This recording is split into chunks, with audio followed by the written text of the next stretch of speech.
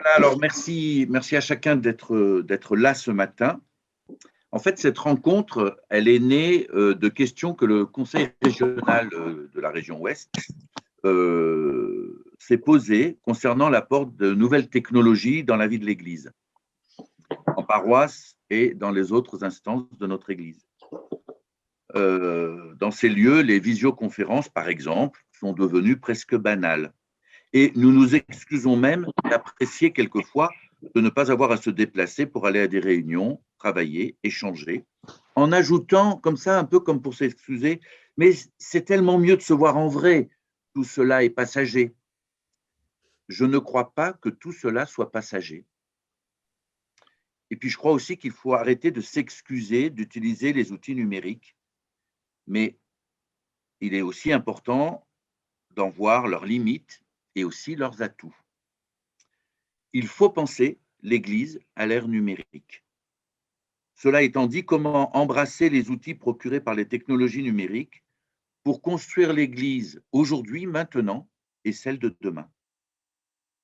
Alors cette expérience, Antonin Ficatier, qui est donc notre invité aujourd'hui, utilise le terme d'église hybride. Dans son article de la revue Foi et Vie de mai 2020, il développe les affirmations suivantes. Une église présente, théologie de la présence renouvelée. Une église incarnée, théologie cohérente du virtuel. Une église engagée, compréhension des enjeux éthiques des technologies numériques. Une église missionnaire, une éthique des laissés pour compte. Je crois qu'aujourd'hui, nous avons une formidable opportunité de nous transformer, de nous adapter, d'inventer et de repenser la question de vivre ensemble. Alors surtout, il ne faudrait pas qu'on passe à côté de ces occasions qui nous sont données. J'ai commencé à parler sans me présenter, parce que peut-être que tout le monde ne me connaît pas. Donc, je suis Jean-Luc Crémer, et donc je suis le président du conseil régional de la région Ouest depuis 9 mois. Je vous invite à la prière.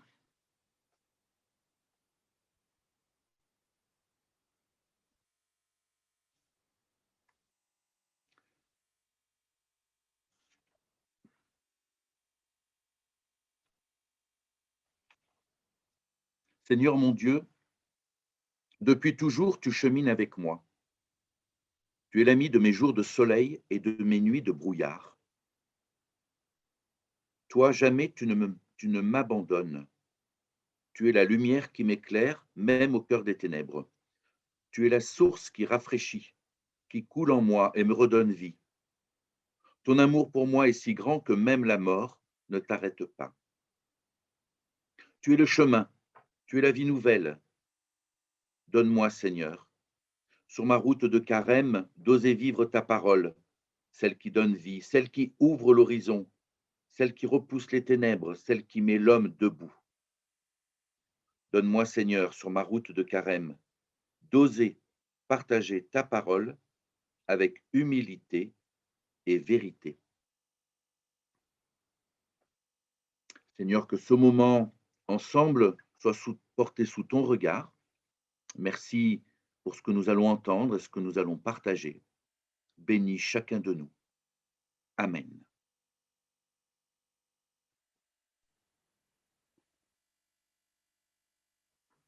Caroline, je te laisse la parole. Oui, donc je suis Caroline Schrumpf, je vous souhaite la bienvenue. Aussi au nom de la petite équipe qui a préparé, donc Jean-Luc a dit que c'était issu d'une réflexion du conseil régional de la région Ouest et du travail d'une petite équipe qui était composée de Claudie Turckheim, Bertrand Marchand, Olivier Putz, Geoffroy Perrinville et moi-même. On est nombreux, on est 70 ce matin, donc en fait on est très heureux d'accueillir non seulement des personnes de la région Ouest, mais aussi des gens d'un peu partout. Et du coup, voilà, c'est compliqué de pouvoir vraiment tous se parler, même si on l'a fait tout à l'heure, juste en s'accueillant mutuellement les uns les autres. Et du coup, on voudrait commencer par une expérience. Alors, il faut que vous soyez un petit peu que vous soyez compréhensif parce que c'est la première fois qu'on fait cette expérience-là.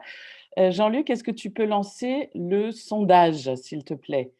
Donc un petit sondage qu'on vous invite à faire, qui va s'afficher sur votre écran. Alors nous avons 15 de l'Île-de-France, 40 de la région ouest, 3 sud-ouest. 3 du sud-ouest, 4 de Centrale-Rhône, 3 de Nord-Normandie, Est-Montbéliard 0, mais c'est pas vrai ça. Il y en a plus. Ah ben non, il y en a qui ont mis Alsace-Lorraine. Oui, c'est pas la même chose. Cévennes-Languedoc, une personne. PACA 2. Est-ce qu'il y a des régions qui ne sont pas représentées? Oui, la région Est.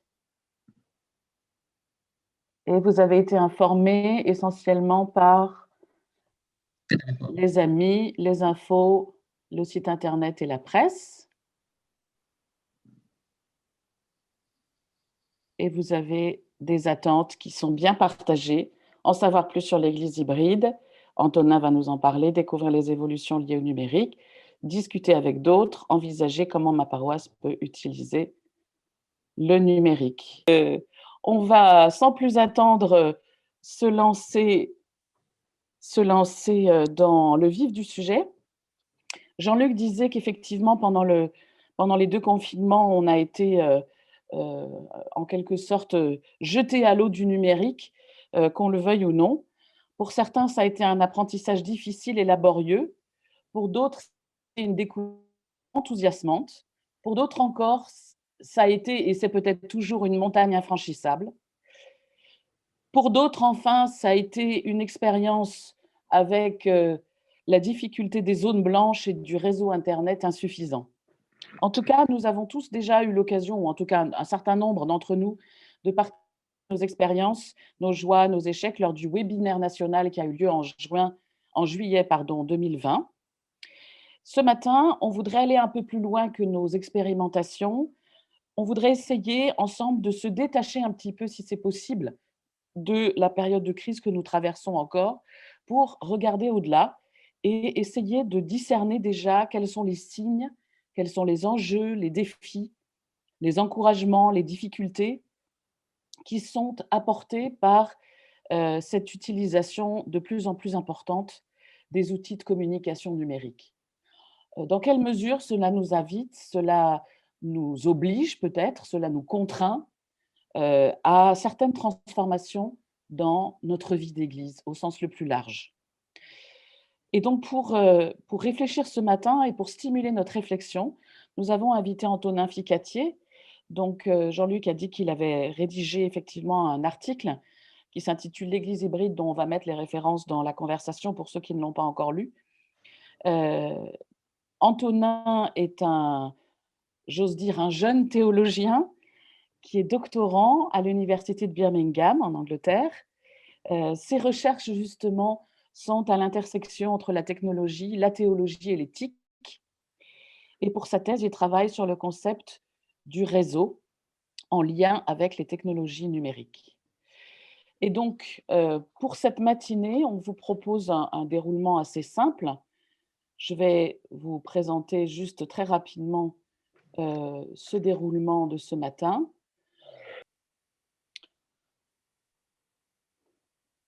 Donc voilà, après ce temps d'accueil, ce temps d'introduction par Jean-Luc et la présentation que je suis en train de faire, il y aura une première intervention d'Antonin. Cette première intervention sera une intervention de présentation générale autour des grandes questions du numérique.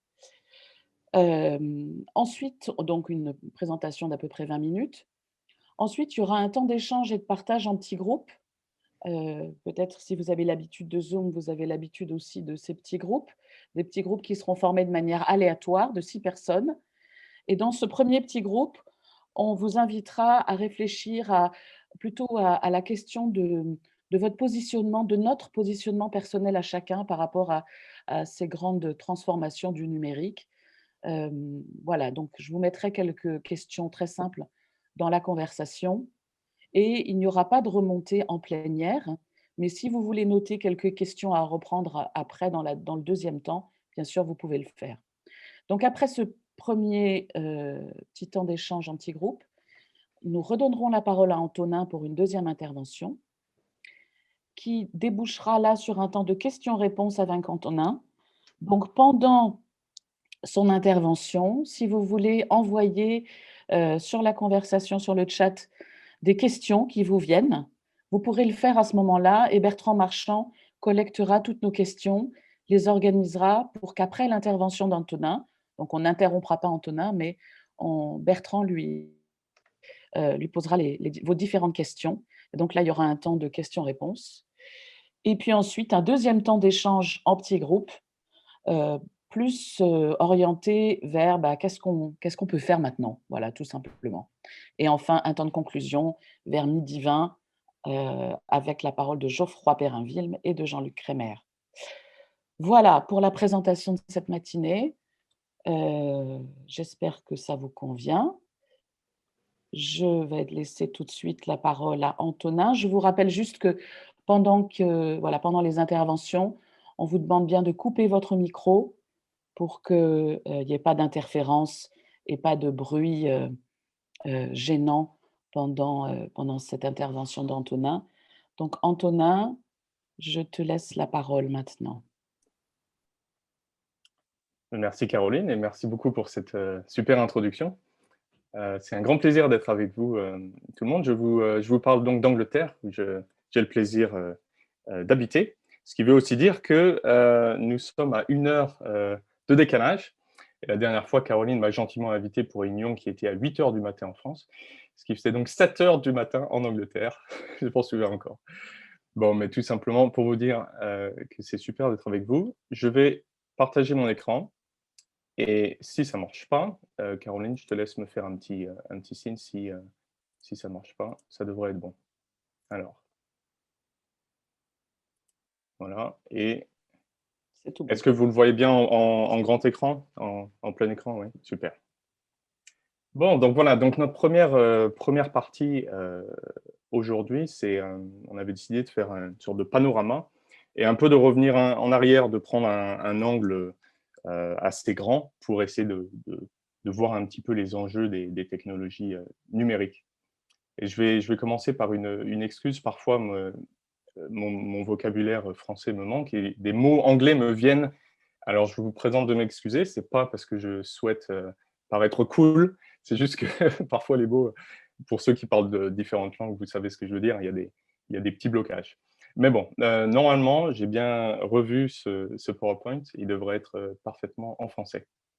Alors voilà, donc on va aborder ensemble un peu un regard critique sur les technologies numériques. Critique, pas dans le sens d'être contre, mais de pouvoir un petit peu comprendre les grands enjeux. Et je vous ai proposé en fait dans cette session ce que j'appelle des tsunamis culturels, c'est-à-dire des changements culturels très très très très très importants. Et puisqu'ils ont été mis en place depuis les 20 dernières années, ils sont produits depuis les 20 dernières années, on n'a pas forcément vu l'empreinte et l'importance de ces tsunamis.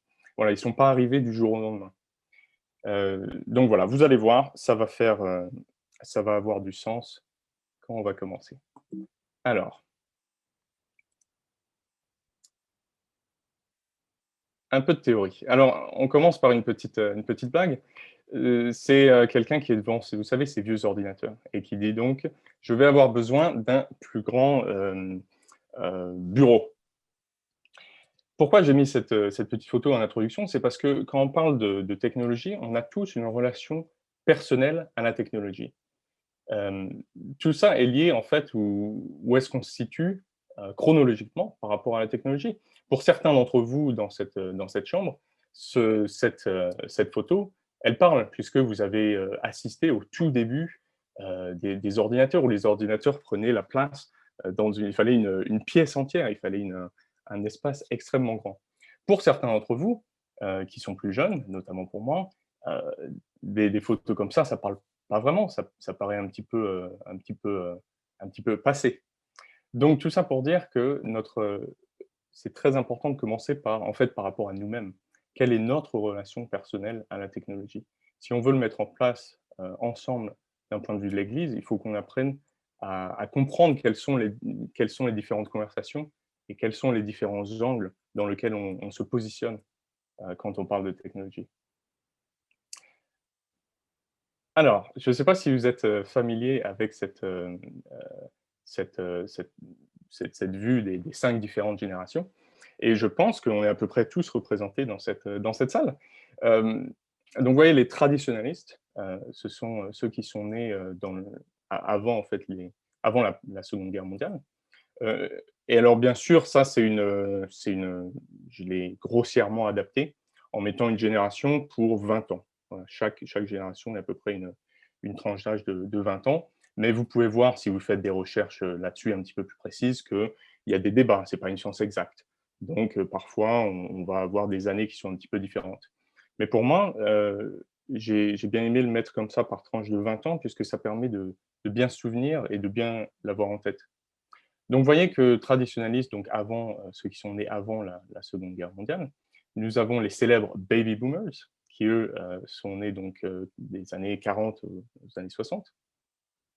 Puis nous avons, alors dans le monde anglais, puis vous pouvez me corriger si c'est pas ce qui se dit dans le monde français, mais on appelle ça la génération X, donc qui est née des années 60 aux années 80. Et puis les millennials, donc qui sont nés 80 à 2000. Et puis finalement, la dernière génération, celles qui sont peut-être vos enfants ou vos petits-enfants, donc en fait, tous ceux qui sont nés après les années 2000. Et alors pourquoi je vous vois un petit peu froncer les sourcils et dire il est bien gentil, Antonin, mais pourquoi il nous parle de nos générations? Ben parce qu'en fait, encore une fois, tout ça va nous permettre de prendre en compte d'où est-ce qu'on vient dans nos églises. Parce que l'Église, on a une chance assez incroyable, c'est qu'on a la possibilité d'avoir des personnes de différentes générations. Ce que font très mal certaines autres institutions, comme l'école par exemple, qui est très une seule génération. Dans l'Église, on a l'avantage d'avoir beaucoup de générations qui partagent ensemble, qui créent un espace commun. Et donc, en fait, quand on parle de technologie, par exemple, si vous mettez en place une nouvelle application ou une nouvelle technologie, il faut savoir que, il va falloir peut-être beaucoup d'aide pour certaines générations, pour qui c'est pas du tout familier. Et au contraire, pour notamment les millennials ou génération Z, ce sont peut-être eux qui vont porter le projet. Puisque la particularité avec les technologies numériques, c'est qu'il y a un renversement de génération. Si vous voulez, il y a à peu près une génération, il y a à peu près 100 ans, peut-être que nos parents et nos grands-parents étaient les seuls à nous transmettre des choses à propos de la vie, notamment comment pêcher, je sais pas, plein de choses de la vie. Alors que maintenant, quand c'est pour les technologies numériques, et je vois certains d'entre vous sourire, puisque vous voyez ce que je veux dire, c'est l'inverse. Il y a une sorte de renversement générationnel où c'est les petits-enfants ou les enfants qui apprennent aux parents et aux grands-parents. Et donc, c'est peut-être aussi une question de travail pour nos églises. Quand on parle de technologie numérique, est-ce qu'on ne devrait pas mettre au premier plan ceux qui sont nés dedans, c'est-à-dire les plus jeunes de nos églises, de nos paroisses? Donc voilà, tout ça, c'est pour vous dire que c'est très important de parler de la notion de génération quand on parle de technologie numérique particulièrement. Voilà. Alors, ça va être un peu le plus gros de la théorie ce matin. Je vous donne maintenant, puisque vous avez le café qui est prêt, donc vous avez le cerveau qui suit. Ça, c'est simplement un petit diagramme que j'ai concocté moi-même. Et c'est pas de moi, c'est du philosophe chrétien Albert Borgman, qui est aux États-Unis. Et qui, en fait, lui, sa théorie de Borgman, c'est de dire que les technologies, c'est pas neutre. Hein, bien souvent, c'est quelque chose qu'on entend, vous avez sans doute entendre dire: «Oh, les technologies, c'est qu'un outil, après tout». C'est-à-dire, ça n'a pas de volonté propre, et ça ne suit pas une sorte de logique déterminée. Et Albert Borgman, il dit: «Ben, en fait, ça pouvait être vrai lorsqu'on parlait d'outils comme assez basiques, comme un marteau». Ouais, un marteau, il n'a pas été concocté, il n'a pas été designé avec si vous voulez, une volonté de s'expandre. Par contre, quand on parle de technologie numérique, là, on va en reparler aujourd'hui, mais il y a beaucoup de choses derrière. Il y a une industrie tout entière, c'est des choses qui sont assez complexes. Donc il dit, attention, il faut s'arrêter un petit peu, et il faut essayer de comprendre quelles sont les logiques de la technologie. Alors lui, il est du XXe siècle, donc il a un petit peu fait un travail de chronologie, d'histoire chronologique sur technologie. Et alors, ces trois termes, c'est les trois termes qu'il emploie pour décrire la logique de la technologie. Alors, il me semblait important d'y revenir, et puis je vais vous montrer un petit peu les évolutions que j'en ai fait. Alors, la complexification simplifiée, comme vous voyez, c'est un paradoxe, mais je suis sûr que vous pouvez très, très facilement voir de quoi il s'agit. Si je reprends l'exemple du marteau, et si je vous demande, expliquez-moi comment le marteau fonctionne. Eh ben, dans cette salle, on est 100 personnes. Je pense que à peu près 100% d'entre nous pourront nous dire le marteau, il fonctionne parce qu'il a une petite partie en bois, et puis on met une petite partie en métal, on les assemble ensemble, toutes les deux, donc il y a deux parties, et à l'issue de ça, on peut utiliser le marteau. Vous voyez, c'est très simple. Maintenant, poussons un petit peu la chose. Si je vous demande, qui est-ce qui peut m'expliquer le fonctionnement d'un micro-ondes? Alors là encore, sur 100 personnes, il y en a peut-être, allez, 15 qui ont fait des études techniques poussées je sais même pas, c'est même pas l'électricité, c'est quelque chose d'un peu compliqué, le micro-ondes. Mais il y en a peut-être 10 ou 15 dans cette pièce qui pourront nous expliquer et nous dire, bah, voilà comment ça fonctionne avec les connexions internes, et cetera. Je ne peux pas le faire, hein. Alors maintenant, si je vous demande, qui est-ce qui peut m'expliquer comment un iPad ou un iPhone, un téléphone portable moderne, comment est-ce que c'est composé? Alors là, dans notre chambre virtuelle, hein, de 100 personnes, si on trouve une personne qui est capable de nous expliquer ça, je pense qu'on a trouvé une bonne personne. Tout ça pour dire qu'il y a un process de complexification qui se met en place lorsqu'il s'agit des technologies. Ce que je vous ai dit, là, ce petit exemple, vous pouvez l'utiliser pour les voitures, par exemple. Ceux d'entre vous qui conduisaient il y a 40 ans, vous voyez bien que vous pouviez changer les choses vous-même, alors qu'aujourd'hui, il vous faut l'aide d'un ordinateur, c'est beaucoup, beaucoup plus compliqué. Donc, Albert Borman, il dit, voilà, il y a un processus de complexification qui se met en place dans la technologie, mais qu'on ne voit pas très, très, très, très bien, puisqu'il y a aussi ce processus qui est de simplifier les choses. Et par simplifier, là encore, je veux dire, quand on utilise un téléphone, tout est fait pour que ça soit simple et intuitif. Quand bien même la technologie qui est à l'intérieur est très, très, très, très, très compliquée. Voilà. Alors, disponibilité.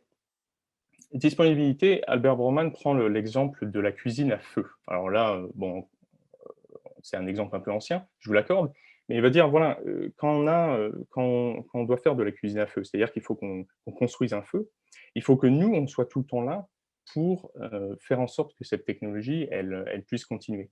Alors que maintenant, il y a un processus de disponibilité qui fait que finalement, la technologie se fait par elle-même. Elle a plus vraiment besoin de notre soin. Et c'est plutôt l'inverse, c'est la technologie qui va nous envoyer des signaux pour nous dire est-ce que vous vous portez bien. Donc on a une relation avec la technologie maintenant elle est beaucoup plus présente et elle est beaucoup plus disponible dans notre quotidien.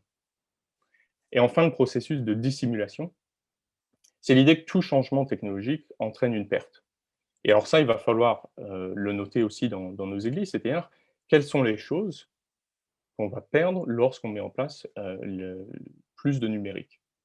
Alors là, je le prends pas, quand je dis perdre, je le prends pas d'un point de vue, je prends pas le jugement de valeur. Je dis simplement, c'est un exemple pour Albert Bandmann de dire une technologie prend la place d'une autre. Elle n'est pas simplement neutre. Si vous voulez, c'est comme s'il y avait une théorie de l'évolution pour les technologies, en disant bah, une technologie se bat pour prendre la place d'une plus ancienne. Donc, la télévision va se battre pour prendre la place de la cheminée, pour se mettre au-dessus de la cheminée et pour être plus utilisée par les gens du foyer. Bon, voilà, donc ça, c'est un peu, si vous voulez, un petit peu de théorie, mais vous allez voir, je vais vous donner des exemples beaucoup plus pratiques. Alors, pour continuer un peu la théorie d'Albert Borgman, particulièrement par rapport aux technologies numériques, moi je retiens quatre axes de développement. Le premier, c'est la minutarisation. Et ça, vous le voyez pour tous les objets, et c'est ce que j'ai mis ici en exemple. On se souvient tous de nos énormes, ordinateurs qui prenaient une chambre tout entière. Et maintenant, en fait, les fonctionnalités, elles se réduisent énormément dans un espace physique, en fait, un petit téléphone. On n'a plus besoin d'énormément d'espace. L'individualisation. Vous vous souvenez cet exemple du gros ordinateur? Eh ben, il fallait le partager entre les membres de la famille. Il fallait dire, bah, écoute, moi, je vais en avoir besoin cet après-midi, moi, je vais en avoir besoin ce soir. Mais maintenant, il y a un fonctionnement avec les technologies numériques qui veut que ce soit complètement individualisé. Et si vous faites le petit jeu de demander autour de vous combien est-ce que vous avez d'écrans dans votre maison, bah, souvent, c'est un par membre de la famille. C'est pas quelque chose qu'on tend à partager. On va pas dire: «Moi, j'ai un téléphone portable que je partage avec ma grand-mère et avec ma petite sœur». Il faut que ça soit individualisé. Alors ça entraîne des changements, de société, heu, considérables. Alors convergence, c'est l'idée que maintenant dans un seul outil, viennent se mettre énormément de différentes fonctions. Comme vous voyez là, dans cet exemple du téléphone portable, avant ça, il nous fallait différents outils. Il nous fallait un chronomètre, il nous fallait une, un appareil photo, il nous fallait un livre et ouais, vous pouvez voir, au bien même de ces applications, tous les différents outils qu'il nous fallait et maintenant ils sont réduits dans un seul. Donc il y a un processus aussi de réduction et un processus qui est pas vraiment, excusez-moi du terme, c'est pas très beau, mais directisation. Ce qui veut dire que maintenant on tend à utiliser beaucoup plus le direct et par le direct, je veux dire encore, pensez à l'exemple du téléphone, dans la maison, que nous avions tous. Si je voulais appeler Caroline, mais il fallait que j'appelle Caroline, à la maison et il y avait peut-être une chance sur 5 que ça soit Caroline qui réponde. Mais la plupart du temps, ça pouvait être quelqu'un d'autre dans la famille et donc on avait un processus où pour accéder à une autre personne et ben, en fait,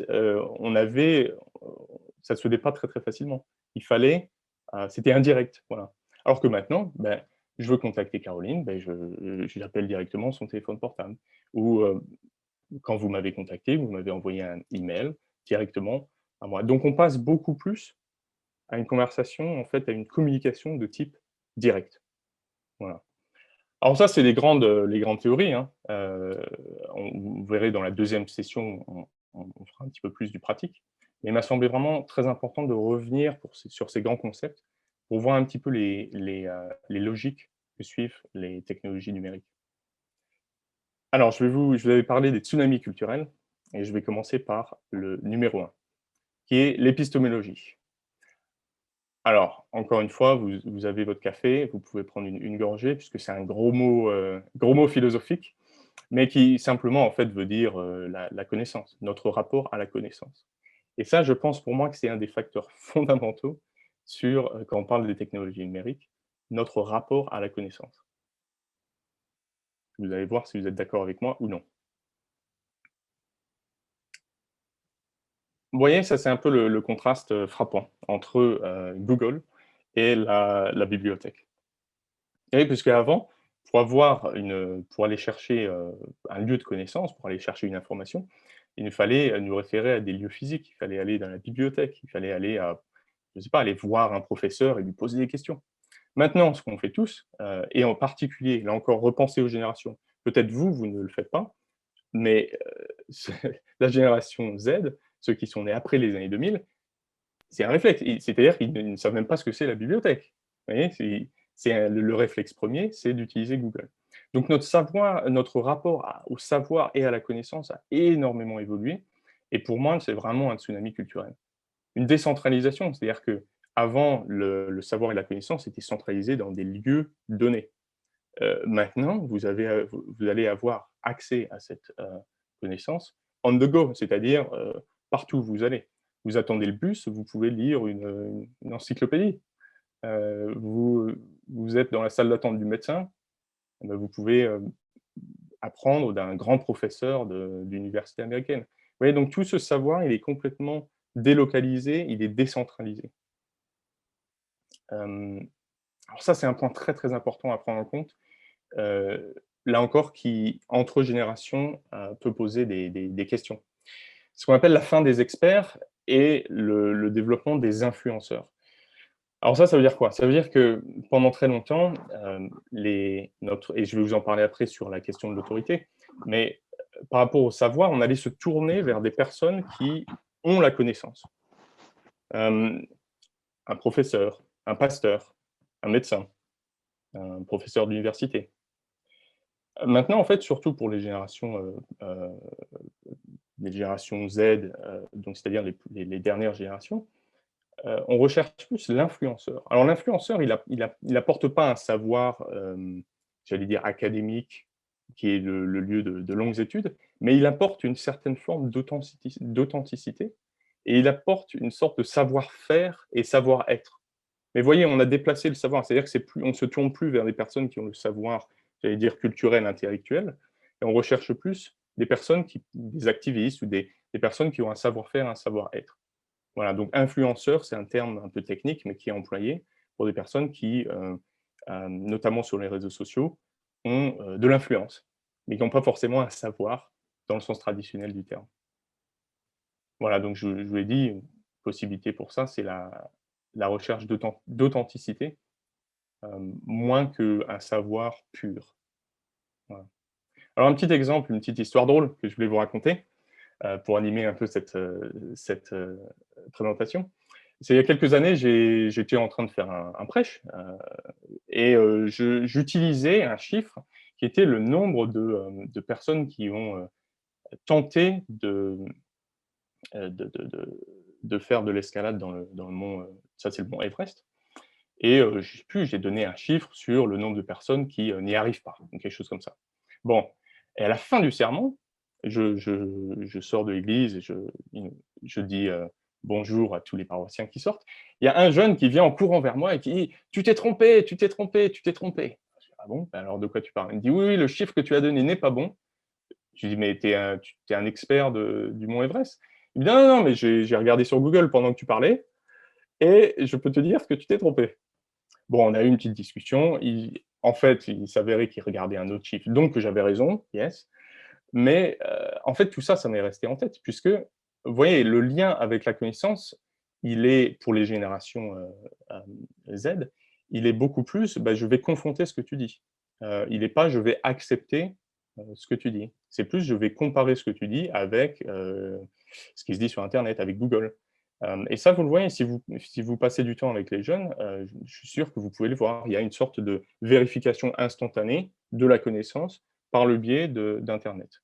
Voilà, donc c'est, là encore, ça donnera lieu à énormément de questions, je suis sûr, et de discussions dans nos petits groupes. Alors je continue. Vous voyez, j'ai fait une petite erreur, j'ai mis tsunami culturel numéro 1, mais en fait, c'est numéro 2. Et le numéro 2, c'est l'éthique. Alors là, c'est plus sur, si vous voulez, notre relation avec, j'en ai parlé un petit peu, avec les autorités et surtout nos relations.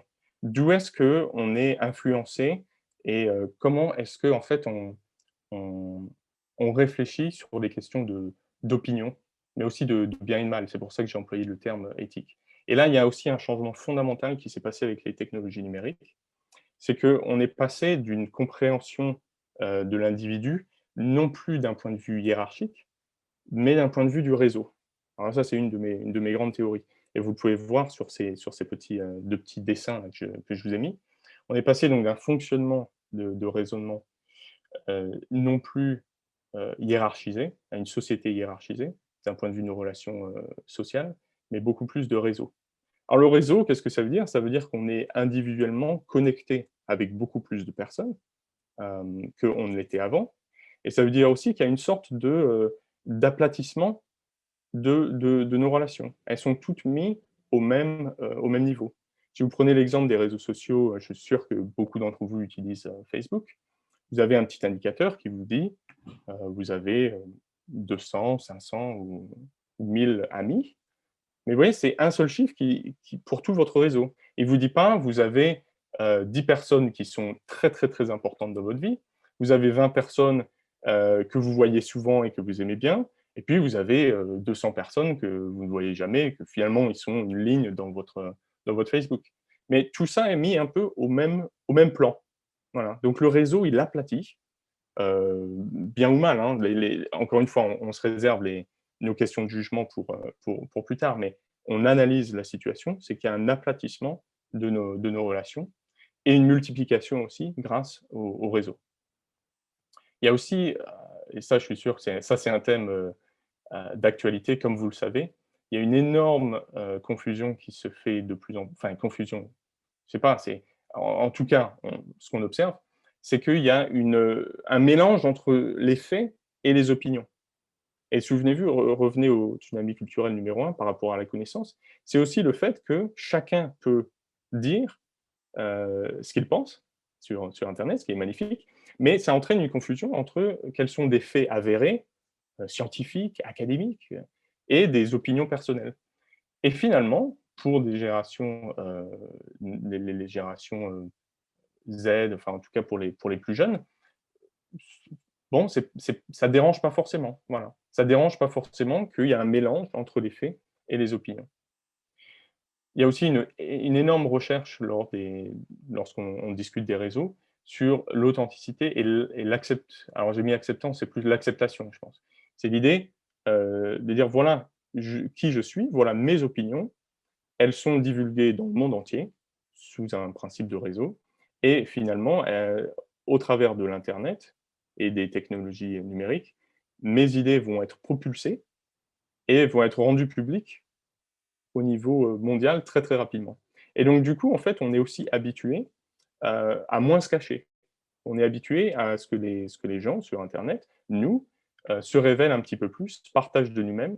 Il y a une énorme volonté pour qu'il y ait une acceptation des différentes opinions, sur internet. Ça, je suis sûr que c'est quelque chose que vous avez vous-même, analysé. Alors par rapport à l'autorité, voilà, ça c'est un petit exemple. Vous voyez, quasiment 80 des millennials, donc millennials des années 80 aux années 2000, recherchent les informations sur internet à propos de symptômes qu'ils auraient développés, avant de prendre rendez-vous chez le médecin. Alors je suis à peu près sûr que si vous demandez aux générations, précédentes, peut-être baby boomers, ce chiffre, il devrait sans doute être, bien en dessous. Mais pour les millennials, et je parle même pas de la génération, Z, avant même d'aller voir la personne d'autorité, le médecin, le pasteur, le professeur, on va demander à internet et on va consulter son réseau. Et alors je vous pose la question un petit peu, un petit peu, je titille un petit peu, mais est-ce que si vous remplacez le médecin et vous mettez le pasteur, qu'est-ce que ça vous dit? Que 80 des jeunes vont aller vous consulter, vous, en tant que pasteur, vous poser des questions, mais il faut savoir que le travail préalable, il a été fait sur internet. Voilà, mais ça, c'est des changements, de société assez importants quand même. Puis avant de finir, je voulais vous donner cet exemple encore pour revenir à l'authenticité, l'acceptation et puis surtout cette notion de réseau. C'est un groupe qui s'appelle Teenager, Therapy, donc la thérapie par les adolescents. Et en fait, si vous lisez cet exemple, c'est assez frappant. C'est un groupe de jeunes adolescents à Los Angeles, qui voulaient parler des problèmes mentaux. Et alors, quand il y a des générations, on serait allé se tourner vers des médecins, on serait allé chercher des intellectuels pour nous aider. Eux, ils se sont dit: «Bah, vous savez quoi? On va monter notre propre groupe de, thérapie par les adolescents, pour les adolescents et qui sont faits par nous-mêmes». Donc vous voyez, là, c'est l'idée de dire: on n'a absolument pas l'autorité académique, intellectuelle ou quoi que ce soit, mais ça ne nous empêche pas de parler d'un sujet et en fait de se positionner comme étant une figure qui peut résoudre le problème de la santé mentale des adolescents, en étant eux-mêmes des adolescents. Vous voyez un petit peu le changement de paradigme? Je trouve ça fascinant. Alors là, je vous ai mis un petit résumé, voilà, des générations. On parlait des générations. Pour les générations antérieures, le savoir est beaucoup plus centralisé. Les 3 mots-clés, si vous voulez, c'est recevoir, accepter, apprendre. On se tourne vers les experts et il y a un souhait de comprendre et de se tourner vers la connaissance, de manière générale. Alors que pour les générations maintenant qui ont grandi avec les technologies numériques, hein, c'est complètement décentralisé. Le terme technique, c'est P2P, qui veut dire de pair, à pair. Les mots-clés, c'est discuter, commenter, partager. On se tourne plus vers des influenceurs que des experts. Et il y a une véritable recherche d'authenticité. Dites-moi qui vous êtes avant de me dire, de me donner un contenu intellectuel. Voilà, et puis dernière slide avant notre groupe de discussion. Ça, c'était ma reprise sur, cette fois, la logique des technologies numériques. Vous voyez, je fais une sorte d'évolution par rapport à Albert Borgman. Et vous connaissez ces 3 termes, hein, l'omniprésence, l'omniscience, l'omnipotence. C'est-à-dire que les technologies numériques sont partout. Elles nous permettent de faire tout. Au travers d'un écran, on peut littéralement faire absolument tout. Et puis surtout, on a accès à une connaissance sur Internet qui remplace les encyclopédies. Et si vous voyez ces 3 termes, ils sont aussi des attributs traditionnels pour le divin.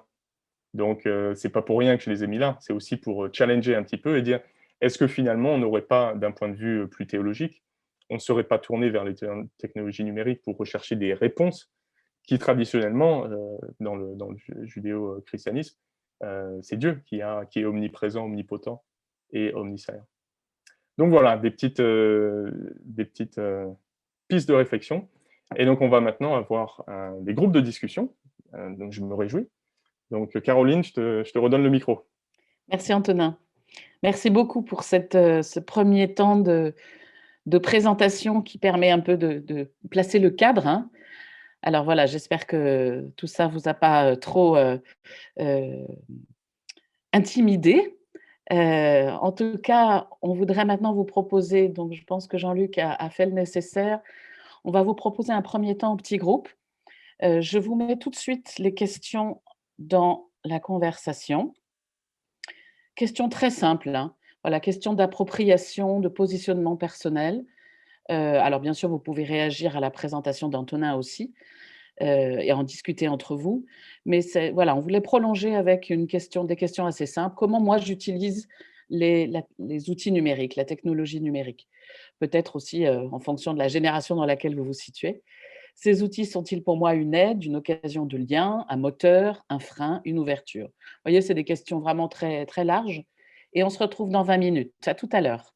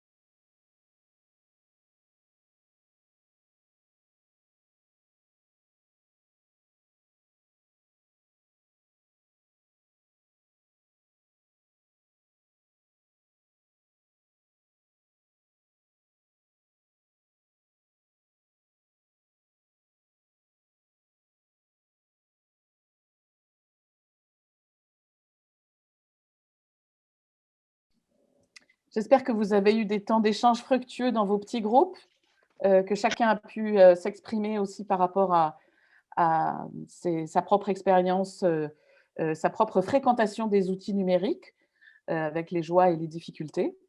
Je vais tout de suite laisser la parole à Antonin pour son deuxième temps de présentation.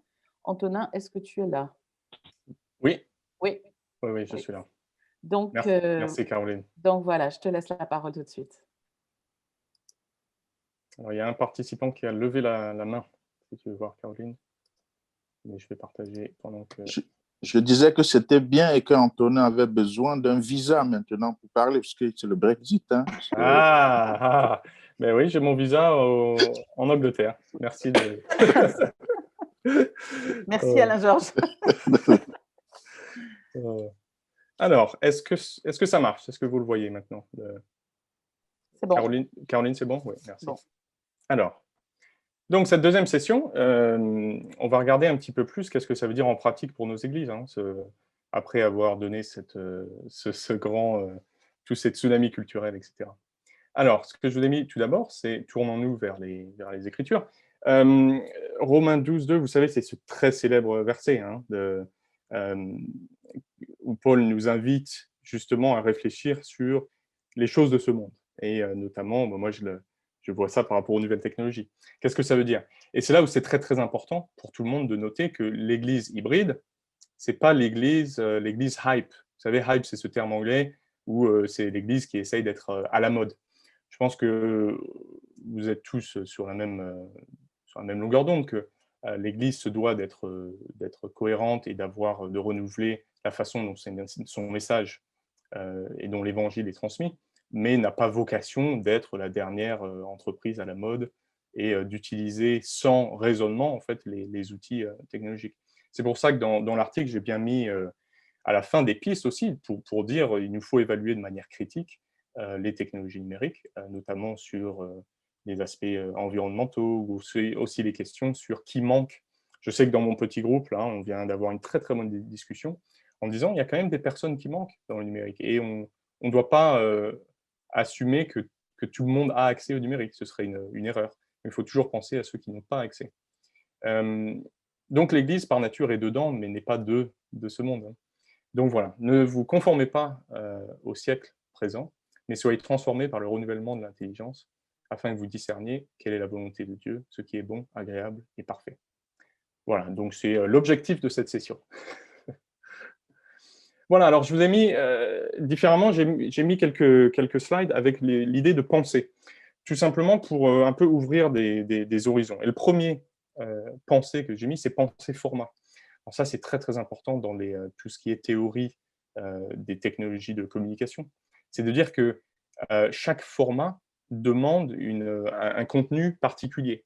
Donc de la même façon que si vous écrivez une lettre à votre femme ou à votre grand-mère ou à votre petite fille, vous n'allez pas vous exprimer de la même façon que si vous avez une conversation au téléphone. Donc le format de la communication, il va bien sûr par nature influencer le contenu. Et ça, c'est très très important lorsque l'Église navigue deux mondes, le monde physique et le monde virtuel. Maintenant que ces deux mondes sont, vous voyez, ils sont l'un à côté de l'autre, ils sont pas en opposition. En ce moment même, on est en train d'utiliser une technologie virtuelle. Mais vous voyez que le contenu, il va être très différent que si vous m'invitez à prêcher dans votre église un dimanche matin pour 1 heure. Vous voyez bien qu'il y aura une différence dans le message qui va être transmis. Et ça, je pense que souvent, pourquoi je l'ai mis ici en numéro 1, c'est parce que je pense, bien souvent, c'est une erreur qui est faite par beaucoup d'églises, c'est de simplement copier ce qui est fait dans le monde physique, dans le monde numérique. Un exemple classique, c'est de dire, bon, bah alors, avant le confinement, mon culte du dimanche matin, il faisait 1 heure, j'avais 30 minutes de sermon, j'avais peut-être 15 minutes de chant et 15 minutes de quelque chose d'autre. Bon, eh ben, je vais reprendre exactement le même format, et puis je vais mettre ça sur YouTube. Bon, il n'y a pas de mal en soi, mais simplement que le numérique invite à un petit peu plus de réflexion, puisque les formats sont différents. YouTube, bien sûr, vous pouvez simplement reproduire un message qui a été préenregistré, il n'y a pas de mal à ça. Mais peut-être qu'il faudrait découvrir des fonctionnalités qui vous permettent d'avoir un échange en temps réel avec les paroissiens. Et peut-être que finalement, là où dans le monde physique, ça va très très bien d'aller dans un temple, de s'asseoir et d'écouter quelqu'un pendant 30 minutes, peut-être que c'est quelque chose que les familles dans votre communauté auront du mal à faire sur leur écran. Beaucoup de vos paroissiens travaillent 20 heures par jour devant un écran. Donc le dimanche, on va peut-être essayer de faire ça un petit peu plus court. De la même façon que si vous communiquez sur d'autres plateformes, prenez l'exemple de Twitter, vous ne pouvez pas faire une longue dissertation de 2000 mots, il va falloir être condensé et donner une communication qui est plus courte. Et voilà, donc le format, c'est fondamental lorsque vous avez des réflexions en Église sur la façon dont vous abordez le numérique et dans la façon dont vous naviguez la différence entre le monde physique et le monde virtuel. Il y a des choses qu'on peut reproduire, mais il y a des choses qui simplement ne marchent pas puisque le format est différent. Slide suivante, pensée art. Je le dis toujours dans les pratiques d'église. Pourquoi? Puisque, particulièrement avec la pandémie actuelle, pour les générations plus jeunes, l'art a été en boom, en croissance incroyable. En tant que pratique, pour lutter contre des angoisses profondes liées à la pandémie. Donc, c'est si vous voulez, une façon où l'Église peut s'incorporer en disant, et puis l'art et l'Église, c'est pas nouveau, hein, c'est pas quelque chose de 2020. L'Église a toujours été, l'Église est artistique par nature. Donc, pour vous, avoir des éléments d'incorporer l'art serait vraiment intéressant. Alors là, je vous ai mis une petite stat aussi à prendre en compte. Là, on est quasiment à 90% des jeunes adultes, donc là, c'est millennials et Gen Z ensemble, s'expriment par l'art, là, c'est une statistique récente de 2020, afin de lutter contre le stress et l'anxiété. Alors, vous pensez à cette stat, et ensuite, vous pensez aux pratiques de l'Église. Si vos pratiques d'Église sont purement intellectuelles, ce qui est, encore une fois, il n'y a rien de mal là-dessus, mais si c'est simplement la façon dont votre Église s'exprime, il y a beaucoup de gens qui vont se sentir, finalement, ça ne me parle pas en ce moment, où j'aurais plutôt besoin d'utiliser l'art. Alors, qu'est-ce que ça veut dire de manière concrète? Je vous ai mis un exemple, mais alors ça n'a pas d'ambition arrogante de vous dire c'est ce qu'il faut faire dans votre Église. C'est simplement pour ouvrir des horizons et pour voir ce qui peut, des tentatives, parce qu'on est tous là en ce moment. On tente des choses. Vous vous souvenez, Caroline disait, on essaye ce sondage, et puis ça va peut-être pas marcher, mais c'est pas grave. On est tous de manière humble à essayer des choses. Et alors ça, c'est une exposition qui a eu lieu dans l'église dans laquelle je sers, ici, juste avant Noël. Donc en fait, l'idée, ça avait été d'inviter la communauté entière, donc pas simplement la paroisse, mais la communauté entière, les écoles, il y a même des sœurs qui sont dans un monastère à côté, qui ont participé. Et l'idée, c'était de dire, on a ces deux mots-clés pour la période avant Noël, on a le confort et la joie, et on vous donne ces deux mots, et vous pouvez produire n'importe quoi comme création artistique, et ensuite on va utiliser l'église comme étant en fait un lieu, une sorte de musée. Et pendant tout le temps de Noël, les gens dans la communauté venaient dans l'église pour voir cette exposition. Donc c'est placer l'art en fait au centre de l'église. Alors je vais vous montrer simplement en 1 minute, hein, c'est pas très long, c'est simplement pour avoir une petite idée. Voilà. Caroline, est-ce qu'on entend le son? Merci. Oui.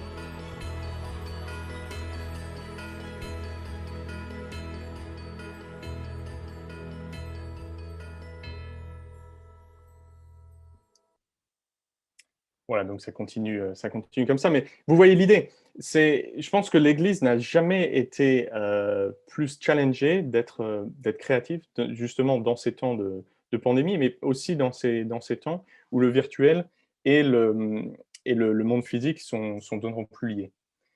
Donc voilà, l'idée, encore une fois, c'est pas de vous dire vous devez faire une exposition artistique, c'est dire de quelle façon est-ce que dans l'Église l'art peut être pris en compte de manière plus importante. Alors, dans les pensées, le prochain, c'est pensée-présence. Alors ça, c'est un de mes petits dada. Pourquoi je travaille beaucoup sur la présence? C'est lié d'une frustration que beaucoup d'églises, à mon sens, ne réfléchissent pas en termes de comment mettre en place une présence avec les paroissiens. Et alors, il y a beaucoup de choses, parce que le monde virtuel, c'est assez, comme vous le savez, c'est assez vaste. Ça va de réunions Zoom de manière webinaire, comme on fait maintenant. Ça va aussi de podcasts. Ça va aussi d'un culte en YouTube. En quoi est-ce que c'est différent par rapport à un culte en Facebook? Bon, ouais, il y a tellement d'outils virtuels que je pense que ce qui nous manque, c'est un petit peu de réflexion en amont, en se disant qu'est-ce qu'on veut construire comme sorte de stratégie en tant qu'Église par rapport à notre présence. Voilà. Alors c'est pour ça que j'avais développé, ça c'est l'outil que j'ai développé dans l'article de Foi et Vie, que j'ai appelé la grille présentielle. Et alors vous voyez, vous avez l'espace et le temps qui sont partagés. Alors lorsqu'on faisait un culte de manière physique, tous réunis un dimanche matin, ben, en termes d'espace et de temps, on était très très liés, d'accord? Donc on n'est pas dans un espace privé, puisqu'on demande aux paroissiens de venir dans l'église, donc un espace communautaire pas dans le sens péjoratif, mais dans le sens de communion. Donc on est sur un espace commun. Et au niveau du temps, c'est simplement un événement unique qui arrive le dimanche matin. Il n'est pas reproduit, il n'est pas, si vous voulez, il n'est pas enregistré pour toute la semaine ou pendant un an. Donc on est sur un espace unique et sur un espace communautaire et sur un temps simultané qu'on partage tous ensemble. Alors la particularité, c'est par exemple ce qu'on est en train de faire en ce moment avec le virtuel. On peut enregistrer et des temps qu'on partage peuvent être aussi mis de manière asynchronique, c'est-à-dire que quelqu'un dans la semaine peut revenir et peut visionner cette conversation qu'on a là. Mais alors pourquoi avoir développé un outil comme ça? C'est simplement pour aider, en fait, pour être sûr que ça, c'est un outil que les églises peuvent utiliser, en disant, est-ce que 90% de nos activités sont dans le communautaire simultané?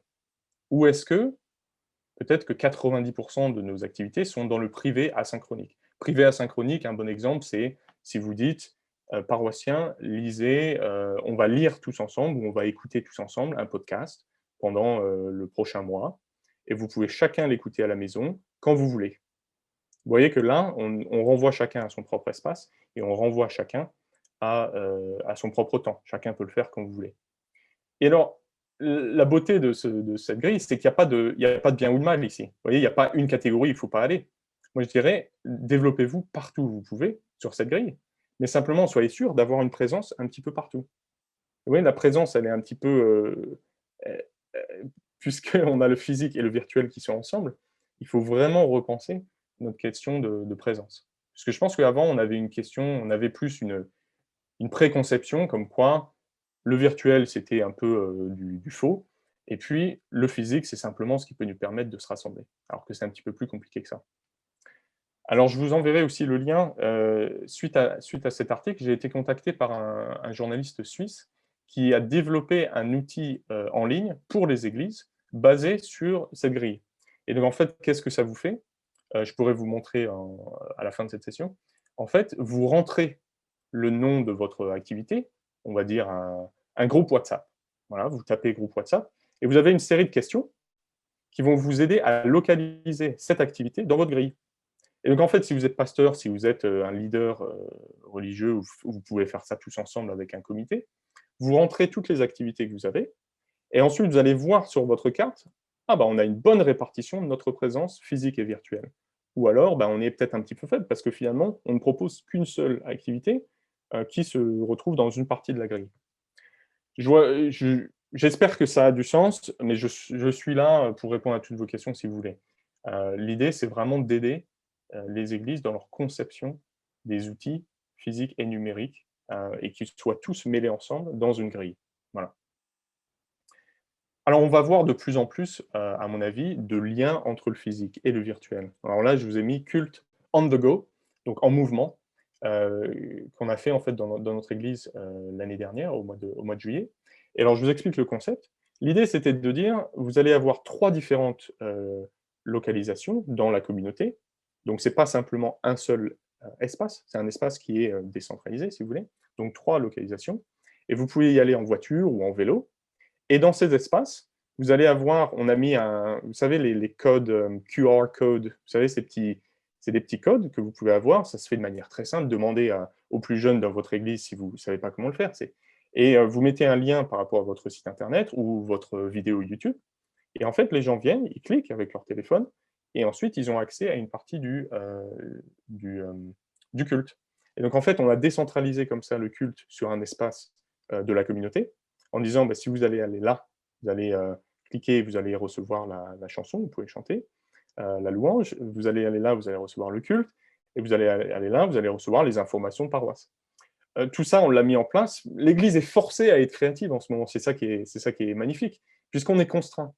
Et toute créativité, elle, la créativité elle marche toujours lorsqu'on a des contraintes. Si on vous dit, bah, tu peux simplement construire un culte, mais tu n'as pas le droit de te rassembler à plus de 30 personnes. Bah là, tout de suite, en fait, on est amené à développer des nouveaux outils, ce qui est fantastique, puisque l'Église est invitée à se repenser et à repenser la façon dont on fait Église. Voilà, donc ça n'a pas vocation à être un modèle pour tous les dimanches, bien sûr, mais en fait, ça a envoyé un message à la paroisse et à la communauté de dire, voyez, on peut penser les choses un petit peu différemment, et puis surtout, ça vous invite à aller, c'est un culte en plein air, si vous voulez, ça vous invite à aller prendre l'air et aller aussi découvrir des parties de votre communauté que vous connaissez peut-être pas forcément. Voilà. Je vais vous donner un autre exemple. Ça, c'est un projet qu'on fait en ce moment aussi dans mon église, qui est en fait de dire, bah, on va utiliser la technologie du texte. Alors ça, c'est assez basique. Mais en fait, comme un moyen de pouvoir tous ensemble suivre le même programme pour Carême. Donc, en demandant à chacun de nos paroissiens d'envoyer un texte, Lent, c'est Carême en anglais. Et donc, vous envoyez Lent à ce numéro, et hop, tous les matins, vous recevez un petit texte avec soit une phrase, soit... alors, on a mis en place plein de différents formats pour Carême. Mais vous voyez, ça, c'est une façon de dire, bon, eh ben, on va vivre le Carême tous ensemble en utilisant des technologies numériques de manière intelligente. Voilà. Et par intelligente, je veux dire, c'est-à-dire, on l'utilise en lien, vous vous souvenez, pensée format. C'est-à-dire qu'on n'envoie pas un sermon de 30 minutes par texte, mais on envoie un lien pour quelque chose qui peut être un petit indicateur et un petit rappel pour vivre sa foi ensemble. Voilà. Et puis finalement, mon dernier, c'est vraiment penser la génération Z. Alors ça, c'est un peu ma passion puisque je travaille particulièrement avec les jeunes. Mais alors, ici, vous avez l'exemple de Greta Thunberg, que vous connaissez tous. Sinon, demandez à vos petits-enfants ou vos enfants, ils vous en diront plus. Mais pourquoi je mets penser génération Z? C'est parce que c'est la première génération d'êtres humains qui sont nés avec les technologies numériques. La plupart d'entre nous dans cette salle ne sommes pas nés avec les technologies numériques. Ça ne veut pas dire qu'on est mauvais, mais on est bon, on s'y adapte, on fait notre mieux. Mais pour eux, ils sont nés dedans. Alors, si on veut se tourner vers les experts, honnêtement, il faut se tourner vers eux, puisque eux vont vous dire, ben, voilà comment ça se passe avec les technologies numériques, voilà comment ça marche sur les réseaux sociaux, voilà ce qu'on fait. Et alors, il ne s'agit pas de déifier cette génération. Il ne s'agit pas de dire c'est eux qui connaissent tout. Mais il s'agit de dire on a peut-être là une occasion unique pour l'Église, d'intergénérationnel, en mettant en valeur le travail des jeunes et leur connaissance de ces nouvelles technologies au service de l'Évangile et de l'Église. Et en fait, on a peut-être une opportunité incroyable de faire en sorte qu'ils se sentent valorisés dans nos églises pour créer des outils pour nos paroisses. Alors, je vous ai mis, voilà, là, je vous ai mis en fait simplement, et je m'excuse, celui-là est en anglais, je n'ai pas eu le temps de le traduire, mais je vais donner quelques caractéristiques de cette génération pour simplement le garder en tête. Digital natives, ça veut dire que ce sont eux qui sont nés, encore une fois, avec les technologies numériques, d'accord? Donc, ils sont natifs. Alors, Video First Generation, ça veut dire que c'est une génération qui va réfléchir plus en termes de vidéo, plutôt que le texte ou que même l'audio. Donc pour peut-être, encore une fois, hein, en termes de génération, pour des générations passées, pour lesquelles juste s'asseoir et écouter quelqu'un était très facile, pour la génération dite Z, c'est beaucoup plus difficile puisqu'ils sont habitués depuis leur plus jeune âge à interagir avec des vidéos. Donc, comment est-ce que l'Église peut s'adapter? Alors, text generation, ça veut dire que dans les relations interpersonnelles, l'utilisation du texte est très, très important. Donc là encore, vous voyez l'outil de dire, bah, pour Carême, on va utiliser ça par le texte. Ça peut dire aussi, ça envoie un message positif pour les jeunes en disant, bah, tiens, c'est quelque chose que je peux utiliser moi-même. Alors, anxious génération, la génération de l'anxiété. Donc, ça revient à ce que je vous disais par rapport à l'art.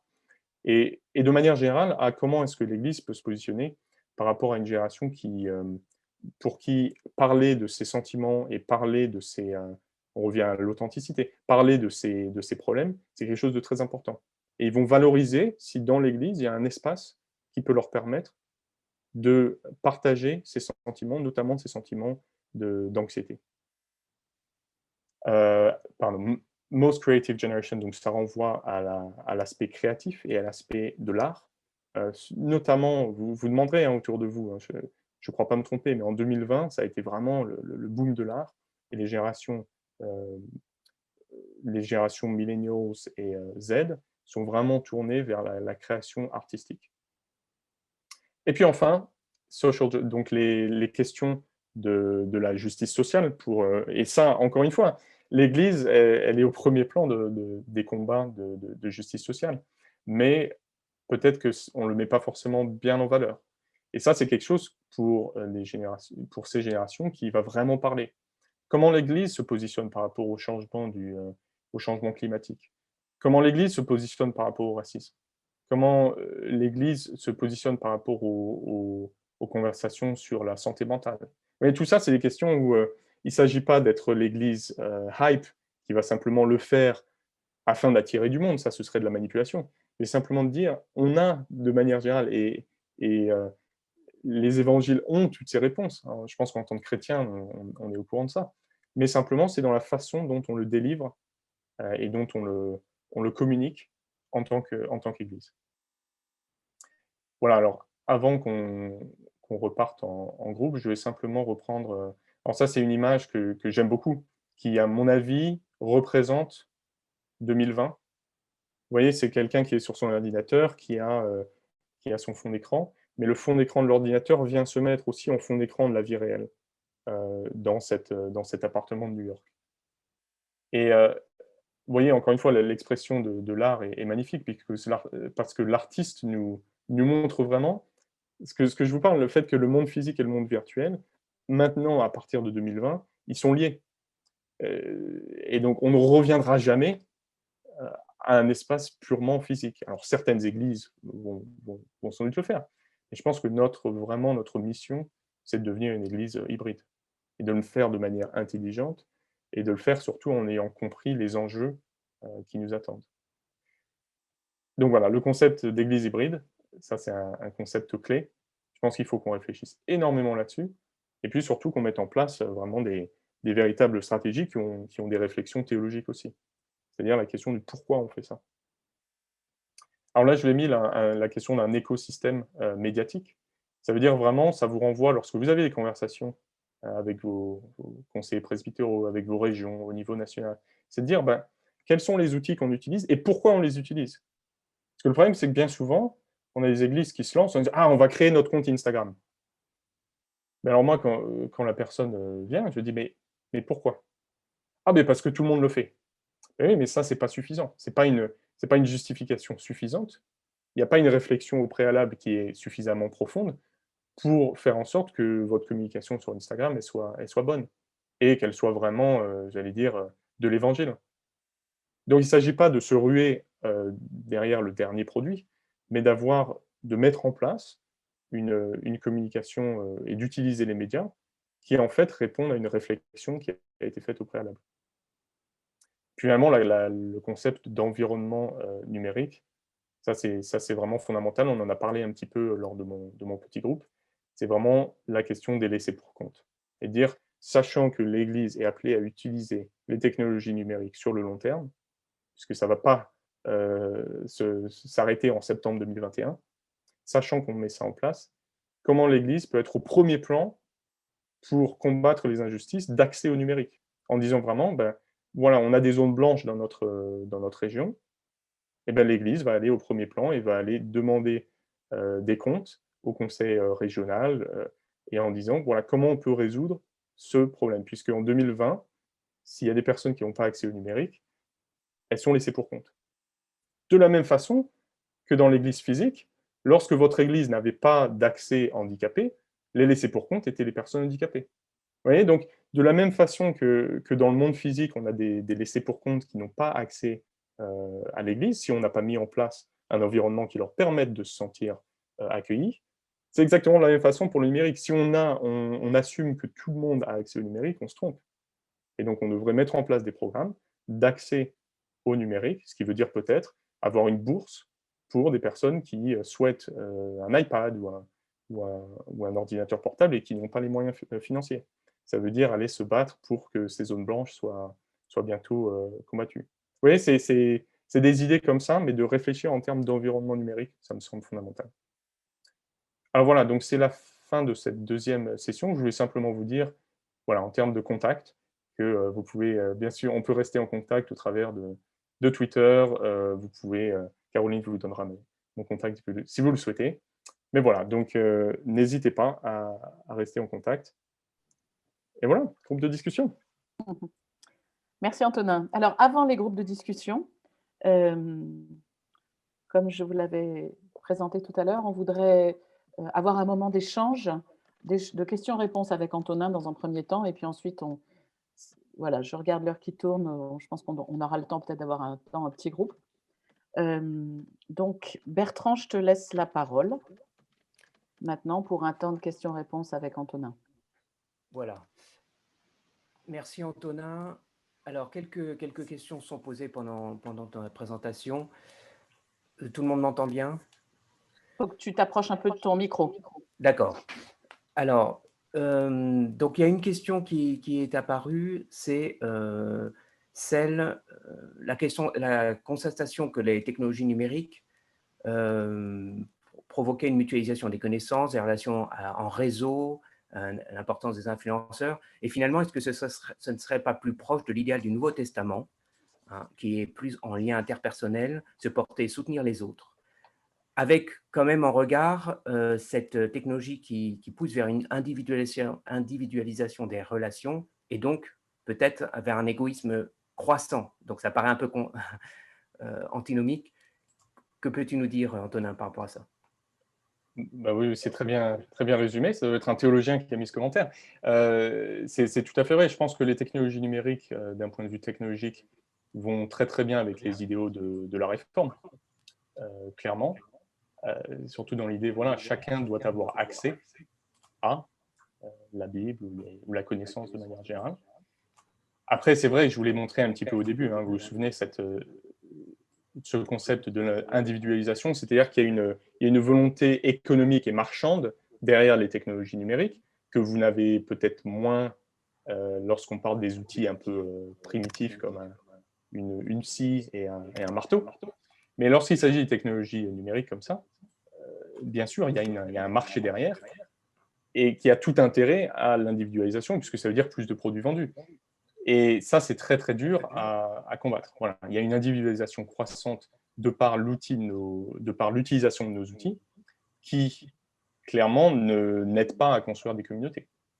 Alors, il y aurait aussi tout un pan, Bertrand, mais ça, ce serait une autre conférence qu'il faudrait qu'on fasse, mais c'est l'influence des réseaux sociaux. Et on le voit bien, puisque maintenant, on a 10 à 15 ans d'utilisation de réseaux sociaux au niveau mondial, et on est à peu près tous d'accord dans le monde de la recherche que ça a entraîné une polarisation et en fait un concept où chacun se parle dans différentes chambres, mais ne se parle pas entre eux. Et donc, ce qui est l'inverse en fait d'une bonne communauté, où chacun peut avoir des idées différentes, mais qui parlent entre eux. Bon, enfin ça, ce serait un autre développement, Bertrand. Alors, il y a justement, par rapport aux influences qui peuvent s'exercer par ces outils numériques, une opposition entre l'objectivité de l'expert et la manipulation potentielle de l'influenceur. Et donc, à garder un esprit critique par rapport à ça, qu'est-ce que tu en dis, toi? Je pense que l'expert peut aussi manipuler. Et Je pense que dans l'influenceur, c'est simplement, ça revient un peu à la distinction que je vous avais dit entre les faits et les opinions. C'est-à-dire qu'il y a vraiment une recherche d'authenticité de la part des générations plus jeunes et qui, parfois, ne trouvent pas, au travers d'experts qui vont partager des faits bruts un peu froids, si vous voulez. Et ça renvoie vraiment à ceux d'entre vous qui sont prédicateurs. C'est-à-dire que les générations actuelles vraiment souhaitent entendre du prédicateur une certaine forme d'authenticité et non pas simplement un discours intellectuel de type conférencier. Donc, je pense, si tu veux, que dans l'idée pourquoi l'influenceur marche tant, c'est parce que pour les générations millennials et Z, il y a vraiment un souhait d'avoir des interlocuteurs qui partagent leur vie privée, carrément, leurs opinions personnelles, moins que des faits académiques, experts, froids. Alors du coup, on pense aux experts comme cette capacité de parler de la complexité avec des nuances. Et en fait, les formats du numérique ne permettent pas ou ne rendent difficile, par leur format très court, de passer des messages dans leur complexité et dans leur nuance. Qu'est-ce que tu réponds à ça? Je pense que c'est tout à fait vrai. Alors, cela dit, YouTube est peut-être la meilleure des plateformes pour véhiculer des idées comme ça. Mais je pense que c'est tout à fait vrai, Bertrand. Il y aurait aussi, il faudrait qu'on fasse une autre conférence. Je fais que de lancer des idées de conférence, mais sur Twitter et le monde académique, puisque Twitter, c'est le format qui est utilisé dans les milieux académiques. Mais comme vous le savez, il y a une limite de 140 mots, qui fait comment on peut véhiculer des idées intéressantes, partager des opinions qui sont, des idées qui sont un petit peu plus profondes que simplement des opinions, j'allais dire de la minute comme ça, qui vient des petites pensées. Je pense que c'est très dur. Et c'est là où justement l'Église a une place, en disant on va se battre un petit peu contre cette simplification de la pensée, en proposant aussi des contenus qui peuvent être profonds. Je pense que l'Église peut tout à fait faire ça, mais d'une façon qui est bien exprimée. C'est-à-dire que ça soit bien clair si vous le faites sur YouTube, que voilà, là on va parler d'un sujet, la réforme, et vous pouvez parler pendant 45 minutes. Mais peut-être moins sur une façon de faire sur un culte ou sur... voilà, je ne sais pas si c'est très clair. Alors oui, seulement Antonin, les protestants, tu dois le savoir, ne sont pas très à l'aise avec l'image et l'esthétisme. Et donc, l'image peut rebuter dans le protestantisme traditionnel.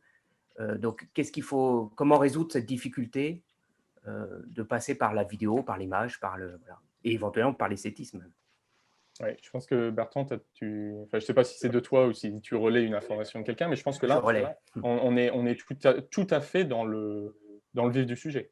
Et notamment, alors, je ne dirais pas protestant, je dirais peut-être les branches protestantes issues de la Réforme, plus traditionnelles, puisque, si vous voulez, il y a une relation au corps dans des mouvements protestants plus évangéliques, charismatiques, pentecôtistes, où là, si vous voulez, si vous l'avez sans doute déjà vu, si vous êtes allé dans un culte, il y a une relation au corps qui est absolument très, très forte. Donc, effectivement, comment, dans un monde réformé, où on est habitué à un message quand même très intellectuel et relativement limité, c'est-à-dire qu'on utilise simplement un véhicule, à savoir l'oral. Comment un peu s'adapter et changer ses façons de faire? Oui, c'est une très très bonne question, Bertrand, et c'est là où il y a le plus, à mon avis, d'un point de vue théologique, peut-être quelques blocages. Donc il faut faire beaucoup d'accompagnement, et c'est une façon peut-être de se revisiter en tant qu'Église. C'est une opportunité. Il y a deux questions qui aimeraient des précisions par rapport à ton exposé. Le point 2 et 3 de la génération Z, alors je te l'ai redit, oui, c'est la génération pour laquelle la vidéo prime, et aussi qui utilise le texte. Alors en français, le texte, c'est texto SMS. Hein, voilà. Texto SMS. Voilà. Est-ce que tu peux revenir sur ces deux points-là? Qu'est-ce que tu veux dire exactement? C'est bien ça, c'est-à-dire qu'ils regardent des vidéos et ils communiquent par texto, SMS. Oui, c'est tout à fait ça. Donc, si on revient un peu à l'épistémologie, le lien avec le savoir et la connaissance, je pense que beaucoup dans cette salle, vous avez peut-être déjà fait des tests sur Internet où on vous demande, si on vous pose une question un peu technique ou un problème, vers quelle source vous tournez-vous? Et là encore, c'est la réponse à cette question qui va vous indiquer un peu dans quelle génération vous situez. Pour moi, personnellement, ce serait les livres. Voilà, s'il y a une question un petit peu complexe, je vais me tourner vers un livre. C'est une génération qui est née avec l'idée, tu peux poser la question à Google ou à l'équivalent virtuel. Et donc, du coup, très souvent, quand on pose des questions comme ça, ensuite, c'est un lien sur YouTube et une question très simple.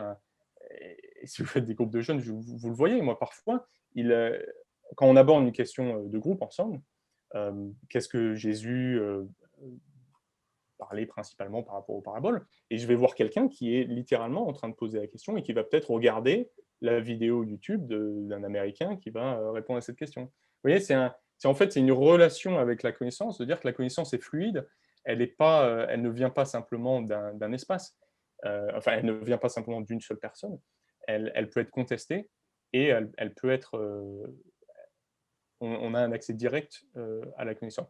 Donc, vidéo, c'est simplement pour dire que, sachant que c'est l'espace principal pour notamment les plus jeunes d'avoir accès à la connaissance, où est-ce que l'Église se situe? Est-ce que vous avez, vous, dans votre Église, une vidéo qui présente votre Église, en disant, voilà, nous sommes l'Église du Mans, et voilà qui nous sommes, voilà ce que nous faisons. Et d'ailleurs, si vous voulez en apprendre un petit peu plus sur le protestantisme, on vous renvoie sur une vidéo qui a été faite par le conseil régional sur qu'est-ce que ça veut dire d'être protestant. Vous voyez, c'est une réflexion par rapport à est-ce qu'on a un écosystème où on a des vidéos. Je ne vous dis pas il faut que vous arrêtiez complètement ce que vous faites et que vous passiez tout en vidéo, mais ça veut dire est-ce qu'on l'a ça dans notre écosystème médiatique. Donc ça, c'était pour la vidéo, Bertrand. Et puis pour les textos SMS, c'est plus dans les relations interpersonnelles. Je pense qu'on est nombreux à le constater. Vous pouvez voir pour vos enfants, petits-enfants, que la communication en texto entre amis, c'est une relation, encore une fois, c'est une communication directe et qui ne passe pas par d'autres. Donc, qu'est-ce que ça veut dire? Ça veut dire qu'il y a aussi des attentes lorsqu'on est en communication en Église, à avoir communication, peut-être à avoir accès direct, à pouvoir envoyer ces textos questions au pasteur. Sans aller... Voilà, traditionnellement, on va dire il faut que vous preniez rendez-vous avec le pasteur, vous avez un entretien pastoral auquel on va réfléchir à vos questions existentielles. Peut-être que ce n'est pas forcément la meilleure façon d'entrer en relation avec des jeunes pour qui demander de faire un rendez-vous en présentiel comme ça, c'est très, très intimidant. J'ai vu des ONG en Angleterre ici qui par exemple, sur la santé mentale, qui vont dire nous, on travaille uniquement par texte. C'est-à-dire qu'on a ce numéro et les jeunes peuvent nous envoyer un texte, puisque pour eux, c'est ce qui est le moins effrayant. Alors, on peut passer des heures à dire oui, mais ces générations, ils ne comprennent rien, ils devraient juste s'asseoir et écouter, mais on n'a pas le temps pour ça. Il faut qu'on s'adapte et il faut qu'on réfléchisse à des stratégies où on peut justement proposer ça dans nos services et dans notre réflexion stratégique d'Église. Tu parles de relations directes. La question se pose par rapport aux relations numériques, justement, parce que ces jeunes sont en relation à travers le texto. Mais alors, du coup, quand ils peuvent se voir, est-ce qu'il faut malgré tout privilégier les relations numériques par rapport aux relations directes? Alors, du coup, je le comprends comme physique, dans la question qui m'est posée. Voilà, tu places comment, toi, les relations physiques et la relation virtuelle? C'est quoi l'équilibre? C'est quoi qu'est-ce qui est à privilégier? Qu'est-ce qui aurait à privilégier? Merci Bertrand. Je pense que cette crise et l'utilisation du virtuel actuellement qu'on est tous en train de faire, va nous amener à vraiment porter un regard critique sur nos activités en présentiel, en physique. Et on va dire, regardez ce qu'on est en train de faire ici. Bon, ok, si on avait une conférence à Tours, super, on aurait pu avoir un café ensemble, j'aurais pu avoir un déjeuner avec Bertrand et Caroline. Bon, il y a des choses qu'on perd, bien sûr. Mais en fait, dans la balance, par rapport à ce qu'on gagne, pour faire une conférence où ce qu'on a besoin, c'est d'avoir une conversation et de se retrouver ensemble, c'est quelque chose qu'on peut faire au travers des outils numériques comme ça. Donc, En fait, je pense qu'on va se poser beaucoup plus la question du pour et du contre, et surtout qu'on va dire, quand on va se retrouver en présentiel et en physique ensemble, il va vraiment falloir qu'on utilise tous nos sens. Il ne va pas falloir que ce soit simplement pour venir s'asseoir et écouter ce que dit Antonin, parce que ça, j'aurais pu le faire de chez moi, depuis Marseille ou Lille. Donc, vous voyez, il va falloir je pense qu'on va réfléchir beaucoup plus, en tant qu'Église et que leader religieux, sur la particularité et l'unicité de se retrouver ensemble. Et qu'est-ce qu'on va vraiment partager? Tu vois ce que je veux dire, Bertrand? C'est vraiment on va. Alors moi, je peux vous donner un exemple dans le cadre des jeunes. Pour l'instant, tout est online, mais je sais que quand les choses en Angleterre les choses vont se calmer et qu'on va pouvoir se retrouver, je vais garder 50% de mon activité, les petits groupes de discussion qu'on fait pendant la semaine, on va le garder en ligne. Parce que bon, on a une conversation, ça dure 45 minutes. Par contre, notre réunion le dimanche, là où on peut faire un grand jeu en plein air, on peut faire un feu, on peut faire. Vous voyez, je pense qu'on va être beaucoup plus créatif sur la façon qu'est-ce qu'on va faire quand on va se retrouver. Et des choses où on sait que le numérique ne pourra jamais faire un feu tous ensemble, un feu de bois, bon courage pour pouvoir le faire de manière virtuelle. Vous voyez ce que je veux dire, ça ne remplacera jamais. Donc, on va avoir une appréciation pour le monde physique beaucoup plus grande que ce qu'on faisait avant. Et peut-être qu'avant, on demandait trop aux personnes de venir. Ah, venez, venez, venez, venez. Maintenant, on va peut-être réfléchir à 2 fois avant de demander aux personnes de venir, de se regrouper ensemble. Tu as parlé de Google et une question se pose sur les outils éthiques. Oui. Les GAFA, voilà. Les GAFA, voilà. Oui, alors là, il y a beaucoup à faire. Et la dernière question. Oui, non, sur les questions éthiques. Alors, sur les technologies numériques aussi, il faut savoir que d'un point de vue environnemental, on est sur des technologies qui sont, au niveau du rapport à l'environnement, qui sont désastreuses. Donc, ça pose des questions par rapport, de manière très, très pratique, à nous en tant qu'Église, sur notre poids carbone quand on met des choses en ligne. Donc là, par exemple, si vous mettez des conférences de 5 heures sur YouTube, on a l'impression que tout ça, c'est dans l'éther, que ça n'a aucun poids physique, mais en fait, ça en a, puisque toutes ces données, elles sont stockées dans des bases de données qui sont consommatrices d'énergie. Donc, ça nous pose la question, peut-être, est-ce qu'on a des politiques communes, en tant qu'Église, où on adresse ces questions-là et on dit, voilà, on a une politique qui va dire, si vous avez un matériel, enfin, vous avez une vidéo ou quelque chose que vous avez mis en ligne qui a un poids physique conséquent, peut-être qu'au bout de 6 mois, vous allez le supprimer. Voilà, on va peut-être revisiter aussi la façon dont on considère. Je pense que pour beaucoup, le YouTube en particulier, c'était un peu cette poubelle où on pouvait balancer des contenus énormes sans se soucier des conséquences sur l'environnement. Bon, ça, c'est un des niveaux d'un point de vue éthique. Après, je pense qu'il y a beaucoup à faire, surtout au niveau de l'éducation, d'être éduqué sur la façon dont les algorithmes ont des logiques elles-mêmes qui peuvent être excluantes. Je pense que l'Église aussi a beaucoup à faire en termes, petit 1, d'éducation. Ça veut dire, est-ce qu'on peut avoir des conférences pour apprendre un petit peu plus là-dessus? Et ensuite, est-ce qu'on peut avoir un poids dans la société civile en tant qu'Église en disant, voilà, nous, on refuse, par exemple, la privatisation des données. Enfin, voilà, on aborde ces grands sujets, puisque avant, on n'avait pas vraiment à se préoccuper des technologies numériques, mais maintenant, on les utilise. Donc, en tant qu'utilisateur, on peut pas dire c'est pas mon problème. On peut plus se réfugier là-dessus. Donc il faut vraiment, au niveau des églises, il faut vraiment se pencher sur la question. Et vous vous souvenez, je vous avais dit que la génération Z, c'est une génération d'activistes. C'est une génération où la justice sociale, c'est très important. Alors vous pouvez être sûr que si vous commencez à aborder des questions comme ça, de questions de justice sociale, d'environnement par rapport aux technologies numériques, vous allez avoir un super retour de la part des générations plus jeunes qui vont dire, écoutez, moi j'aime bien, c'est une église engagée, c'est une église dans laquelle je veux participer et je veux aussi aider à construire cette église de demain. Merci Antonin.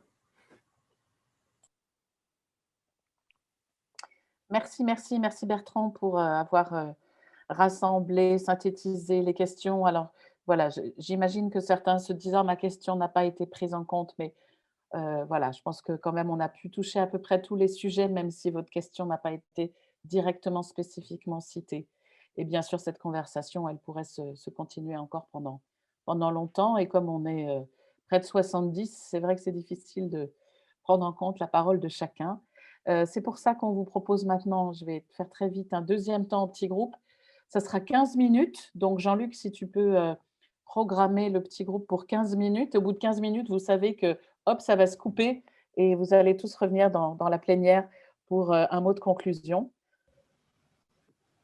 Question pour le petit groupe. Où en est mon église locale aujourd'hui par rapport à ces nouvelles technologies?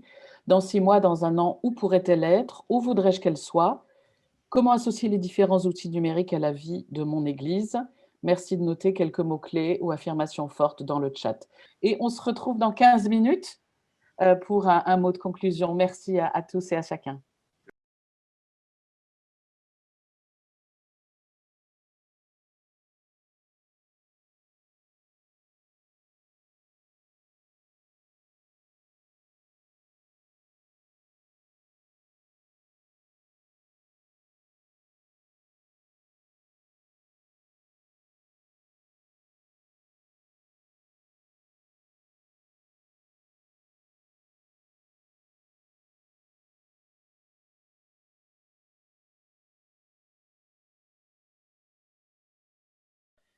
Je vais tout de suite laisser la parole à Geoffroy et puis à Jean-Luc pour la conclusion de ce webinaire, en remerciant déjà Antonin et de sa participation.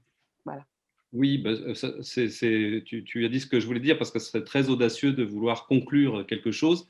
Et puis, ce n'était pas tellement l'idée là quand on a préparé. Alors, grand merci en particulier à Antonin pour nous avoir accompagnés. Et merci à tout le monde de votre participation parce que voilà, j'espère que c'est un encouragement pour regarder plus loin, comme tu disais, Caroline, au départ, regarder au-devant. Alors, j'étais hyper intrigué cette semaine. J'ai vu dans les informations la nomination d'un cyber-évangéliste dans une boîte. Et en fait, ce n'est pas nous. Je crois que c'est dans la sécurité informatique. C'est un poste particulier. Enfin, si vous avez des infos là-dessus, ça m'intéresse. Mais par contre, c'est un vrai terme qui est utilisé. Le cyber-évangéliste, en fait, c'est celui qui porte la bonne parole de la sécurité informatique et dans le cyberespace. Mais vous voyez qu'on est attendu. Et d'autres se saisissent déjà de nos enjeux et de nos missions pour parler d'eux-mêmes. Mais voilà, c'est quand même une idée d'encouragement. Je reviens sur 2 petits points que Antonin, tu nous as apportés au début de ton premier exposé et qui a été repris un peu dans vos remarques, donc vraiment, je ne serai pas long. Notre ADN un peu chrétien et peut-être même protestant nous encourage à aller dans ces questions-là de l'Église hybride, puisqu'on est quand même un peu plus friand de réseau que de hiérarchie, il me semble, en tout cas dans notre ecclésiologie.